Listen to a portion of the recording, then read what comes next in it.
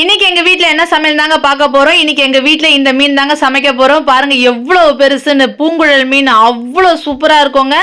அவ்வளோ சாஃப்ட்டா இருக்கும் இந்த மீன். இது எங்களுக்கே ரொம்ப ரேரா தான் கிடைக்கும். ஏன்னா இது ஆழ்கடல் மீன். எங்க வீட்டுக்காரர் சொன்னாரு, இனிமேட்டு கவலைப்படாதமா அடிக்கடிக்கு சாப்பிடலாம். ஏன்னா இதை பிடிக்கிற வலையை நான் ரெடி பண்ணிட்டேன் அப்படின்னு சொன்னாரு. இந்த மாதிரி ரேரா கிடைக்கிற மீனை அப்பவே செஞ்சு சாப்பிட்டாதாங்க ருசி இன்னும் சூப்பரா இருக்கும். ஆனா என்ன பண்றது, இது போன வாரம் சனிக்கிழமை பிடிச்சிட்டு வந்தாங்க. நான் மறாவது நாள் ஞாயிற்றுக்கிழமை தான் செஞ்சோம். ஏன்னா நாங்க சனிக்கிழமை கவுச்சு சாப்பிட மாட்டோம்.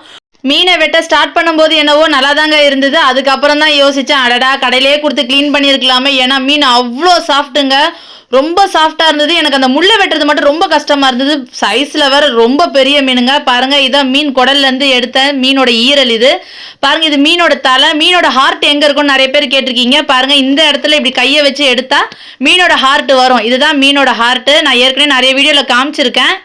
மீனை வெட்டி முடிச்சோடனே சரியான கைவலி. ஆனா ரெஸ்ட் எடுக்க கூட தோணலங்க. கடகட இந்த மீன் குழம்பு சூடா செஞ்சு சாப்பிடணும்னு ரொம்ப ஆசையா இருந்தது.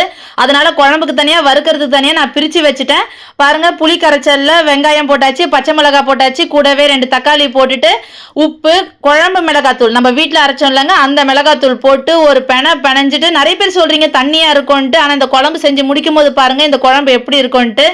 எனக்கு எங்க மாமியார் அரைக்கிற குழம்பு மிளகாத்தூள் தாங்க ரொம்ப பிடிக்கும். ஏன்னா டேஸ்ட்டும் சரி வாசனையும் சரி அவ்வளோ சூப்பரா இருக்கும்.